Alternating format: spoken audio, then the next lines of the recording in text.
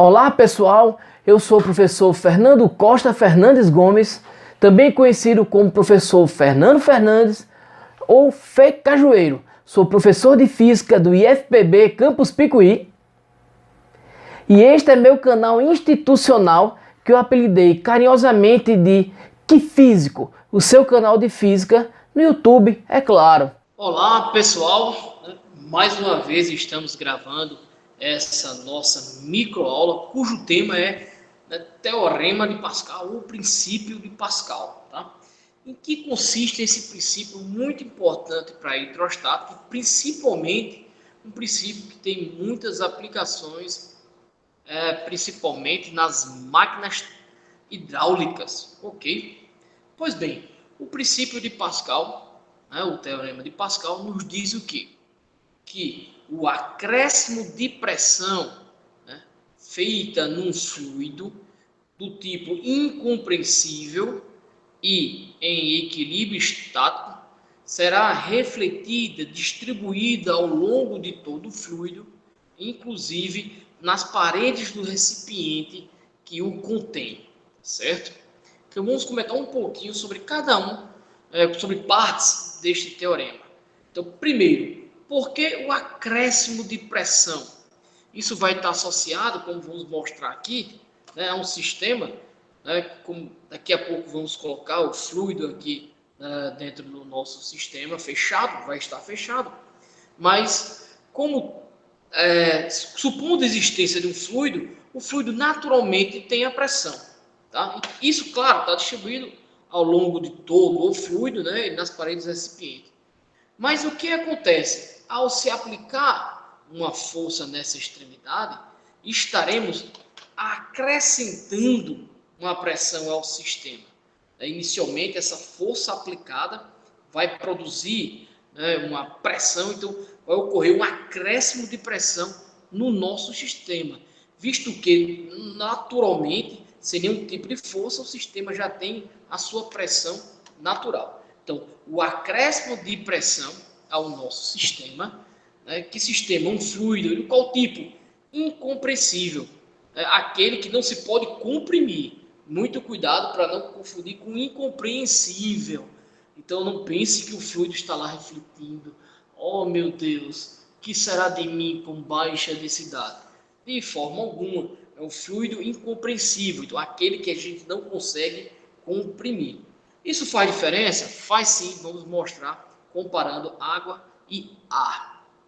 Então, além disso, o fluido ele deve estar em equilíbrio estático, ou seja, a gente não está falando de nenhum tipo de correnteza ou um movimento já onde constantemente entra fluido de um lado e sai pelo outro. De forma alguma, o fluido vai estar confinado num circuito fechado. Trata-se de um sistema fechado. Tá? Então, veremos justamente que o fato de o aumento de pressão refletir isso ao longo do todo o sistema. Então, vamos começar simplesmente, eu tenho aqui esta seringa, vou estar aberto, vou enchê-la de ar, ok? Vamos fechar o nosso sistema com outra pequena seringa. Imagina aí, se a vacinação da Covid fosse com uma seringa desse tamanho. Ia ter muita gente corajosa para tomar a vacina. Mas enfim, conectei as duas, uma fechada, a outra já com ar dentro. Então temos uma seringa aqui de 60 ml. Tá? Deixa eu ver aqui. Dá para ver? Pronto, 60 ml. Pois bem, então temos agora o nosso sistema fechado com um fluido. Lembrando que um fluido pode ser um gás. Então percebam que o ar, enquanto sistema gasoso, ele é muito fácil você comprimi-lo, tá certo? Até antes de começar nosso experimento, veja, enchi a seringa de ar, botei meu dedo, vejam que facilmente eu consigo comprimir o ar aqui de dentro. Então, de acordo com o teorema de Pascal, não é o melhor fluido para ser trabalhado, Mas vamos demonstrar assim mesmo. Então, fechei o nosso circuito aqui, e percebam que as seringas são iguais, então deverá existir o mesmo deslocamento do outro lado. Então, vou começar a apertar.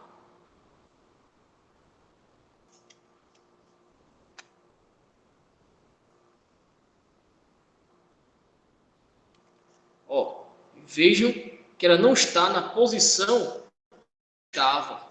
né, perto de volta. Então, tivemos um retorno aí apenas até mostrar assim, dá para ver, né? Perto de 50 ml. Então veja que houve uma perda significativa, né, de energia, justamente porque o fluido trabalhado aqui é um gás, que é muito compreensível. Então não é tão útil, então não se mostra, vou apertar mais um pouco aí, eficiente de acordo com o teorema de Pascal. Tá? Mas vejam que parte do teorema existe, que eu tenho justamente um acréscimo de pressão produzido de um lado, então um acréscimo de pressão exercia uma força, né? O êmbolo representa isso muito bem, ó. O êmbolo, nós temos essa área aqui do êmbolo, então estamos exercendo uma força, né? Justamente o êmbolo, no êmbolo que está em contato, né? Com o gás dentro da seringa. Então, ao aumentar a pressão de um lado, isso é transferido ao longo do sistema, chegando na outra extremidade. E, portanto, esse acréscimo de pressão produz o efeito deste lado aqui. Então, eu tenho um acréscimo de pressão numa determinada área, eu vou ter o surgimento de uma força nesta determinada área. Por isso que as partes elas acabam se movimentando. Então, acrescentei pressão aqui por meio da aplicação da força. Do outro lado, o acréscimo de pressão vai produzir, né, uma nova força, fazendo com que essa peça se movimente, tá? Pois bem, vamos trocar agora esse fluido, né, compreensível, que é o ar, por um líquido.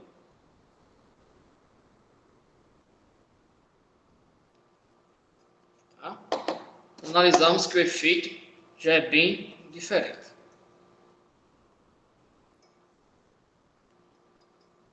Tá?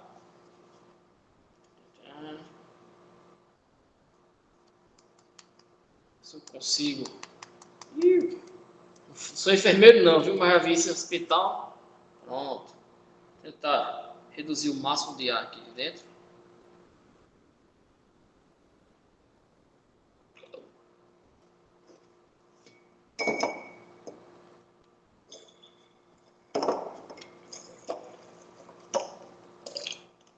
A bichinha tá furada.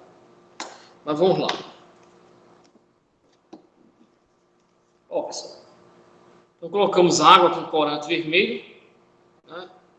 Experimentei um pouquinho de ar do outro lado, mas vamos lá. Então, a partir do momento que eu pressiono, então nós temos ó, justamente a movimentação da seringa de um lado, né, para o outro, ok? Certo? Deixa eu tentar melhorar a marcação que aqui existe, certo? Então, para ficar mais visível para vocês. Só um instante.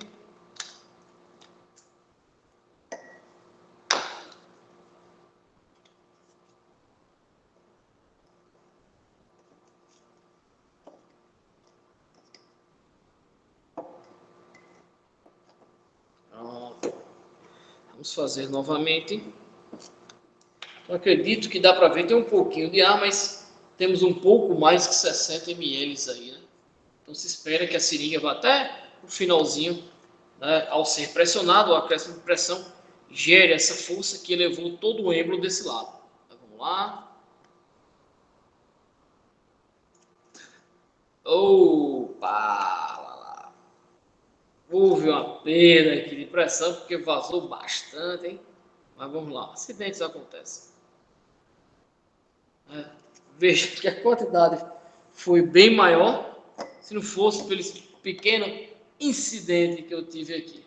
Mas vejam que era um resultado esperado, uma vez que esse líquido ele é incompreensível, porque nada mais é do que água. Acredito que deu para visualizar o que eu mostrei, tá? Ainda bem que vocês não visualizaram aqui o derramamento que foi essa representação. Vamos lá agora mostrar isso em números, tá? Isso em números aqui. Vou projetar agora a tela, tá? Eu teria que me posicionar aqui ao lado, trazendo para cá. Então, o que é que nós temos aí? Bem, pessoal, né? Vamos simplificar aqui esses conceitos, essas grandezas físicas. A pressão, vamos utilizar a letra P, a área, a letra A e volume, tá? A letra V. Ok? Né? Na verdade, não sei por que botei volume, meu Deus, que falta de atenção. Estava querendo falar de força. Pronto. Então a força F aí. Pois bem, temos essa simplificação do desenho, né, do que nós estamos fazendo, né, no caso mais geral, onde podemos ter forças de valores diferentes e áreas de valores diferentes. Embora o experimento inicial que eu fiz com as seringas, elas tinham o mesmo tamanho. Mas o que acontece? A pressão exercida de um lado, chamado de lado 1, esse aqui é o lado 1, vai ser igual à pressão exercida no lado 2.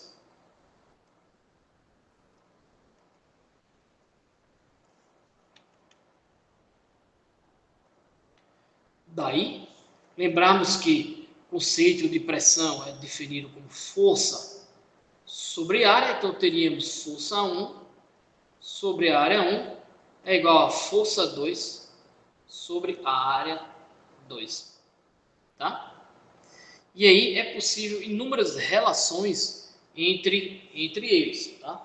Mas a principal delas é que está associada à aplicação junto a máquinas hidráulicas é que, se por acaso eu tenho uma área pequena, como é o caso da cor verde do lado esquerdo, eu posso muito bem ter uma força cujo valor seja pequeno, atribuída numa área pequena. Isto vai produzir uma relação de pressão igual àquela do lado direito na cor vermelha, ou seja, vou ter uma relação de pressão tanto na área direita, no caso, na área 2, gerando uma força maior na área 2, mas de tal forma que a relação força sobre área é a mesma. Então isso quer dizer que aplicar isso numa máquina é extremamente vantajoso, porque eu posso muito bem aplicar uma força numa pequena área e, pelo acréscimo de pressão, isso ser transferido para a área do lado, perdão, para a região lateral direita, né, de tal forma que esse acréscimo de pressão numa área grande vai ter que estar associado a uma força também grande, produzindo a mesma relação de pressão. Então, numa máquina hidráulica, por exemplo, podemos aplicar uma pequena força, né, associada a um compressor, por exemplo, e isso vai produzir, no final do sistema hidráulico, uma força muito maior, como é, por exemplo, o movimento das pás de um trator. Então, para a nossa próxima aula, vamos ver as aplicações dessas máquinas hidráulicas e, principalmente, a vantagem ou desvantagem mecânica, como queiram interpretar, do uso, né, desses sistemas hidráulicos. Beleza? Valeu, pessoal!